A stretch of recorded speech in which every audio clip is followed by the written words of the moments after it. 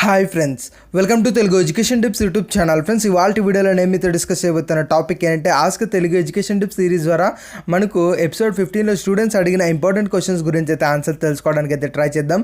దాంతోపాటు ఒక personal information కూడా షేర్ చేయబోతున్నా, కాబట్టి దాని గురించి కూడా ఫుల్ డీటెయిల్స్ అనేది ఇవాళ వీడియోలో తెలుసుకుందాం. కాబట్టి వీడియో అనేది ఇంట్రెస్టింగ్గా యూస్ఫుల్గా ఉంటుంది, పూర్తిగా చూడమని అయితే రిక్వెస్ట్ చేస్తున్నా. ఇక టాపిక్ అయితే స్టార్ట్ చేసే ముందు నా చిన్న రిక్వెస్ట్ అంటే ఇప్పటివరకు మన తెలుగు ఎడ్యుకేషన్ టిప్స్ యూట్యూబ్ ఛానల్ని మీరు ఎవరైనా సబ్స్క్రైబ్ చేయకుండా చూస్తున్నట్టయితే మీకు యూస్ఫుల్ అయ్యే ఇలాంటి వీడియోస్ కోసం అయితే సబ్స్క్రైబ్ చేసుకోండి. ఫ్రెండ్స్, ఇక టాపిక్లోకి వచ్చేసినట్టయితే మెయిన్గా అందరికీ ఇంటిమేట్ చేయాలనుకుంటున్న ఒక ఇన్ఫర్మేషన్ ఏంటంటే ఫ్రెండ్స్, మాకైతే యాక్చువల్గా ఒక ఫ్యాక్స్ ఛానల్ అయితే ఉంది, బట్ అది అన్ఫార్చునేట్ అయితే రన్ అయితే చేయలేదు. చాలా డేస్ అయిపోయింది రన్ చేయక. బట్ ఇప్పుడు దాన్ని మేము మళ్ళీ రన్ చేయాలనుకుంటున్నాం. కాకపోతే ఈసారి కొంచెం డిఫరెంట్గా ఏంటంటే ఎవరైతే మన సబ్స్క్రైబర్స్లో ఎవరికైతే ఇలా ఫ్యాక్స్ కూడా మేము చెప్పాలి అని ఇంట్రెస్టెడ్గా ఎవరికైతే ఉంటుందో జస్ట్ వాళ్ళకి స్క్రిప్ట్ పంపించి వాళ్ళు ఏదైతే వాయిస్ ఓవర్ ఇస్తారో దాన్ని మేము ఎడిట్ చేసి ఛానల్లో అయితే అప్లోడ్ చేయాలనుకుంటున్నాం అనమాట.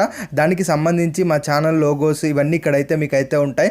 ఆల్రెడీ 2020లోనే స్టార్ట్ అయింది, బట్ మధ్యలో కొంచెం వర్క్ ఎక్కువై మేమైతే స్టాప్ అయితే చేసామన్నమాట. కాబట్టి ఇలా స్టార్ట్ చేద్దాం, మనకి ఎవరికైతే ఇంట్రెస్ట్ ఉంటారో వాళ్ళ నుంచి వాయిస్ ఓవర్ తీసుకొని మేము మరి ఎడిట్ చేసి అయితే అప్లోడ్ చేద్దామని ఇలా ఆలోచనలు అయితే ఉన్నాం. మరి మీరేమంటారు, ఇలా చేయడం బెటర్ అయినా మీకు ఏమైనా ఇంట్రెస్ట్ ఉందా?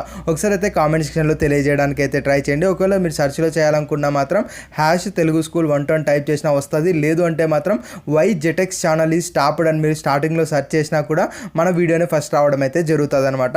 ఇక మన టాపిక్లోకి వచ్చేసినట్టయితే మెయిన్గా ఫస్ట్ క్వశ్చన్ ఒకసారి గమనించడానికి అయితే ట్రై చేద్దాం. మెయిన్గా ఏంటంటే మనకు ఇక్కడ క్వశ్చన్ గమనించండి. అన్న, income certificate, caste certificate and other documents college జాయినింగ్కి అవసరమా లేదంటే కౌన్సిలింగ్కి అవసరమా అని అయితే అడుగుతున్నారు. ఫ్రెండ్స్, ఇది ఏపీ పాలిసీ రిలేటెడ్గా ఒకసారి ఇంపార్టెంట్ క్వశ్చన్ అనమాట. అదేంటంటే చాలామంది అనుకుంటున్నది ఏంటంటే జస్ట్ మనకు ఏవైతే ఇప్పుడు మనం సర్టిఫికేట్స్ ప్రొవైడ్ చేస్తామో అంటే మనకు టీసీ కావచ్చు, ఫర్దర్గా ఇంకేమైనా డాక్యుమెంట్స్, క్యాస్ట్, ఇన్కమ్, మనకి స్టడీ సర్టిఫికేట్స్ ఇవన్నీ జస్ట్ మనకి కౌన్సిలింగ్ వరకు మాత్రమే అవసరమా లేదంటే కాలేజీ వాళ్ళకు కూడా ఏమన్నా అవసరం ఉంటుందా, కాలేజీ వాళ్ళకు కూడా ఇవ్వాలని చాలామంది అయితే డౌట్ అయితే ఉంటుంది.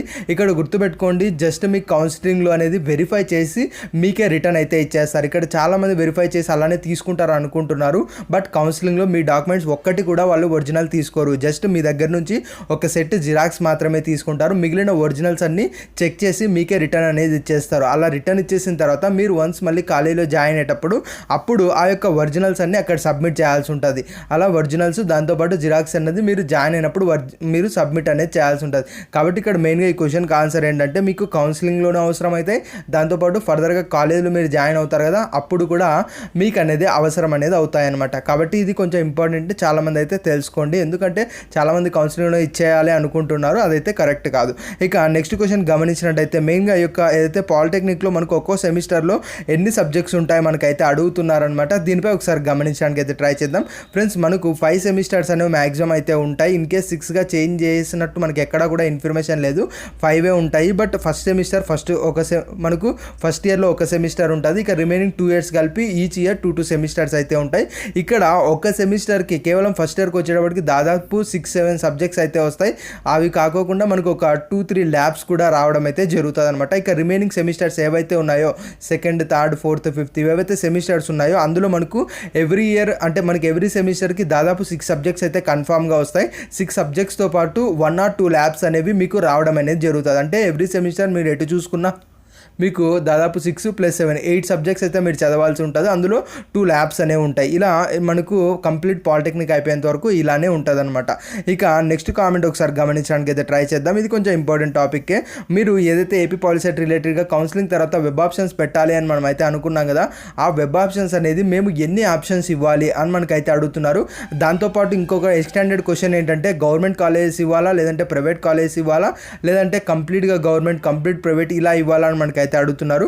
ఫ్రెండ్స్, ఇక్కడ గుర్తుపెట్టుకోండి, వెబ్ ఆప్షన్స్ మీరు ఎన్ని ఇవ్వచ్చు అంటే మీరు ఎన్నైనా ఇవ్వచ్చు. ఫర్ ఎగ్జాంపుల్ మనకైతే కాలేజెస్ లిస్ట్ ఉందో ఆ కాలేజెస్ లిస్ట్లో మనకు 100 కాలేజెస్ ఉన్నాయంటే మీరు 100 కాలేజెస్ ఇవ్వచ్చు. లేదు 200 కాలేజెస్ ఉంటే 200 కాలేజెస్ ఉన్నావు. మనకు ఏవైతే బ్రాంచ్ పరంగా మనం కాలేజ్ డివైడ్ చేసి చూసినప్పుడు దాదాపు మనకు 400 మనకు ఆప్షన్స్ అయితే రావడం జరుగుతుంది. కాబట్టి మీరు 100, 200 అంతవరకు కూడా మీరు ఆప్షన్స్ అనేది ఇచ్చుకోవచ్చు. ఇక్కడ మినిమం మ్యాక్సిమం అని అయితే ఎన్ని లేదు, మీకు మినిమం ఒకటైతే ఇవ్వాలి, మ్యాక్సిమం మనకి ఎన్ని అవైలబుల్గా ఉన్నాయో అన్ని అయితే ఇచ్చుకోవచ్చు. ఇక్కడ ఓన్లీ గవర్నమెంట్ ఇవ్వాలా లేదంటే ఓన్లీ ప్రైవేట్ ఇవ్వాలా అన్న డౌట్ కూడా చాలామందికి వస్తాయి కదా. ఇక్కడ ఇది మీ ఇష్టం, మీరు ఏ కాలేజీలో జాయిన్ అవ్వడానికి ఇంట్రెస్టెడ్గా ఉంటే ఆ కాలేజ్ ఇవ్వచ్చు. అన్ని గవర్నమెంట్ కాలేజెస్ అయినా ఇవ్వచ్చు, లేదంటే అన్ని ప్రైవేట్ కాలేజెస్ అయినా ఇవ్వచ్చు, లేదంటే కొన్ని ప్రైవేట్ కొన్ని గవర్నమెంట్, లేదంటే కొన్ని గవర్నమెంట్ కొన్ని ప్రైవేట్, ఏలాగైనా ఇవ్వచ్చు. మీకు ఏది ప్రిఫరెన్స్గా ఉంటే ఆ కాలేజెస్ అనేవి మీరు వెబ్ ఆప్షన్స్లో ఇవ్వచ్చు. అది ఎలా ఇస్తే 100% మీకు సీట్ వస్తుంది అన్నది ఫర్దర్ వీడియోస్లో నేనైతే మాట్లాడతాను. ఇక నెక్స్ట్ కామెంట్ గమనించడానికి అయితే ట్రై చేయండి. ఇది మెయిన్గా మనకు కొంచెం ఇంపార్టెంట్ టాపిక్కే. ఎప్పుడు మీకు ఏదైతే వెబ్ ఆప్షన్స్ ఇవ్వడానికి వెళ్తారో అక్కడ మీకు చాలా అంటే చాలా యూజ్ అవుతుంది. మీరు ఎప్పుడైతే వెబ్ ఆప్షన్స్ ఇవ్వడానికి వెళ్తారో అక్కడ మీకు షిఫ్ట్ 1 షిఫ్ట్ 2 అని కనబడివ్వడం అయితే జరుగుతుంది. ఇక్కడ షిఫ్ట్ 1 అంటే మనం డిస్కస్ చేసుకున్నది ఏంటి, మార్నింగ్ కాలేజ్. మార్నింగ్ మనకు దాదాపు 8కో 7కో కాలేజ్ స్టార్ట్ అవుతుంది, మనకు ఆఫ్టర్నూన్ 1 వరకు కాలేజ్ ఉంటుంది. మరి ఈ యొక్క షిఫ్ట్ 2 అంటే మాత్రం ఆఫ్టర్నూన్ కాలేజ్ స్టార్ట్ అవుతుంది, మనకు ఈవినింగ్ 5 లేదంటే 6 వరకు కాలేజ్ అయితే ఉండడం అయితే జరుగుతుంది. ఇక్కడ మీకు ఏదైతే కౌన్సిలింగ్లో ఆప్షన్స్ పెడుతున్నారో అప్పుడు మీరు ఎగ్జాక్ట్గా ఏ షిఫ్ట్ కాలేజీకి వెళ్తున్నారు అన్నది కూడా మీరైతే పెట్టాలి. షిఫ్ట్ 1లోనా షిఫ్ట్ 2లోనా అది కూడా డెఫినెట్గా మెన్షన్ చేయాలి. ఒకవేళ మీరు షిఫ్ట్ 1 మెన్షన్ చేసి షిఫ్ట్ 2లో వెళ్తాను అంటే కుదరదు, షిఫ్ట్ 2 మెన్షన్ చేసి షిఫ్ట్ 1లో వెళ్తాను అన్నా కూడా కుదరదు. ఏ షిఫ్ట్కి ఎన్ని సీట్స్ అయితే ఉంటాయో అన్ని సీట్స్లో మీకు ఎక్కడ వస్తే అక్కడే వెళ్ళాల్సి ఉంటుంది. ఇలా ఇంటర్నల్గా మనకు చేంజ్ చేసుకోవడానికి అయితే ఎట్టి పరిస్థితుల్లో పాసిబుల్ అయితే కాదనమాట. మేబీ ఇన్ కేస్ మీరు కాలేజీలో ఏమన్నా మాట్లాడుకొని అక్కడ ఏమన్నా సిచ్యువేషన్ ఒకవేళ ఇలా పాసిబుల్ అవుతుంది మూవ్ అవ్వడానికి అని కాలేజ్ వాళ్ళు యాక్సెప్ట్ చేస్తే మేబీ మీరు మూవ్ అవ్వచ్చు తప్పించి అంతకుమించి వేరే స్కోప్ అయితే పెద్దగా ఉండదు మూవ్ అవ్వడానికి. కాబట్టి మీరు వెబ్ ఆప్షన్స్ ఇచ్చేటప్పుడు మీరు ఏ షిఫ్ట్కి ఇంట్రెస్టెడ్గా ఉన్నారో అది మాత్రమే మీరు మెన్షన్ చేసి వెబ్ ఆప్షన్స్లో ఇవ్వాల్సి ఉంటుంది అనమాట. ఇక నెక్స్ట్ కామెంట్ ఒకసారి అయితే గమనిద్దాం. ఇది మెయిన్గా పాలిటెక్నిక్ ఎగ్జామ్స్ ఫస్ట్ ఇయర్ రిలేటెడ్గా కామెంట్ అనమాట.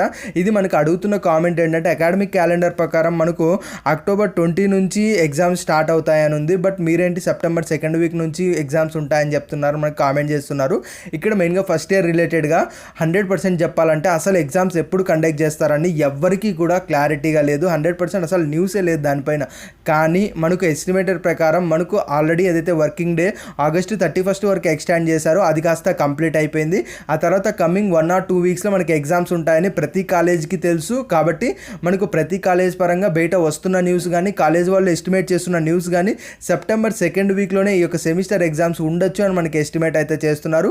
దానికి విధంగానే స్టూడెంట్స్కి కూడా అదే చెప్తున్నారు, September 2nd వీక్లో ఎగ్జామ్స్ ఉండొచ్చు కాబట్టి మీరు ప్రిపేర్ అవుతూ ఉండమని. నేను కూడా అదే అయితే చెప్తున్నా. ఇక్కడ అకాడమిక్ క్యాలెండర్ అంటారా, మనకు అసలు అకాడమిక్ క్యాలెండర్లో October 20th మనకు ఎగ్జామ్ ఉంటుందని ఎక్కడ కూడా మెన్షన్ అయితే చేయలేదు. మనకు 2020-21 అకాడమిక్ క్యాలెండర్ తీసుకున్నట్టయితే మనకు లాస్ట్ వర్కింగ్ డే మనకు 27/7/2021 అని మాత్రమే ఉంది, కానీ అప్డేటెడ్ది కూడా అక్కడ ఇన్ఫర్మేషన్ అయితే లేదు.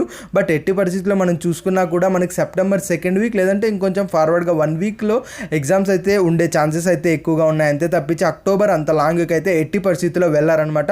డెఫినెట్గా September 2nd వీక్ ఆ రేంజ్లో మనకు కంప్లీట్ చేయడానికి స్టార్ట్ చేయడానికి మ్యాక్సిమం స్కోప్స్ అయితే ఎక్కువగా ఉన్నాయి. ఇక నెక్స్ట్ కామెంట్ ఒకసారి అయితే గమనించండి, అది కూడా లాస్ట్ కామెంట్ అనమాట. ఇక్కడ మెయిన్గా అడుగుతున్నది ఏంటంటే పాలిటెక్నిక్లో చదివిన తర్వాత మిలిటరీ కానీ ఆర్మీ కానీ పోలీస్ కానీ సివిల్ సర్వీసెస్ కానీ మనం జాబ్స్కి అనేది వెళ్ళొచ్చా అన్నట్టు మనకు క్వశ్చన్ అయితే అడుగుతున్నారు. ఇక్కడ గుర్తుపెట్టుకోండి, ఇక్కడ మనకి ఏదైతే ఆర్మీ కావచ్చు మిలిటరీ కావచ్చు ఇవి ఉన్నాయో వీటికి మనకు మీకు ఏదైతే జాబ్స్ వస్తాయో కంప్లీట్గా మనకి అది 10th బేస్ మీదే ఉంటుంది. మీరు పాలిటెక్నిక్ చదవాల్సిన అవసరం లేదు. 10th క్లాస్ సర్టిఫికేట్ ఏదైతే మార్క్స్ కార్డు ఉంటుందో దాన్ని బేస్ చేసుకొని మీరు అనేది మూవ్ అవ్వచ్చు. అంటే మీరు పాలిటెక్నిక్ చేస్తున్నా సరే ఈ యొక్క ఆర్మీ మరియు దాంతోపాటు మిలిటరీ జాబ్స్కి అయితే ఎలిజిబుల్. మీరైతే అప్లై చేసుకొని BSF ఇలాంటి చాలా అయితే ఉంటాయి కదా వాటి జాబ్స్కి అయితే వెళ్ళొచ్చు.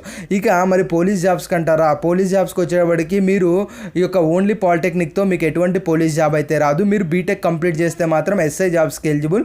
ఇన్ కేస్ మీరు ఇంటర్ చేస్తేనే మీకు ఈ యొక్క కానిస్టేబుల్ జాబ్స్కి ఎలిజిబుల్, కానీ పాలిటెక్నిక్ చేస్తే మాత్రం కానిస్టేబుల్ జాబ్కి అయితే ఎలిజిబుల్ కాదు. మీకు SI జాబ్ కావాలంటే మాత్రం డెఫినెట్గా బీటెక్ చేసి ఆ తర్వాత ఆ యొక్క ఎనీ డిగ్రీ హోల్డర్ మీద మీరు అనేది SI జాబ్స్కి అయితే అప్లై చేసుకోవచ్చు. బట్ కానిస్టేబుల్కి అయితే పాలిటెక్నిక్ ద్వారా కుదరదు, ఓన్లీ ఇంటర్మీడియట్ ద్వారానే కుదురుతుంది. ఇక్కడ సివిల్ సర్వీస్ అంటారా, మీరు బీటెక్ డెఫినెట్గా చేయాలి. బీటెక్ తర్వాతనే మీరు అవి కూడా పాసిబుల్ అయితే ఉంటుంది. ఎనీ ఇంజనీర్ మీరైతే ఒక సివిల్ సర్వీసెస్ అయితే రాయొచ్చు అనమాట.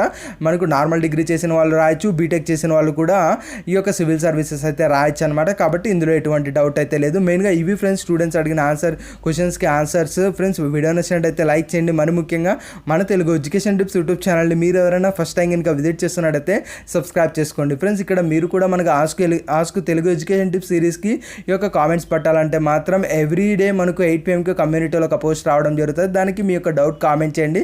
తప్పకుండా మీ డౌట్ అనేది యూస్ఫుల్ అవుతుంది అనిపిస్తే డెఫినెట్గా వాటిని పిక్ చేసి మేమైతే వీడియోలో చెప్పడానికైతే ట్రై చేస్తాం.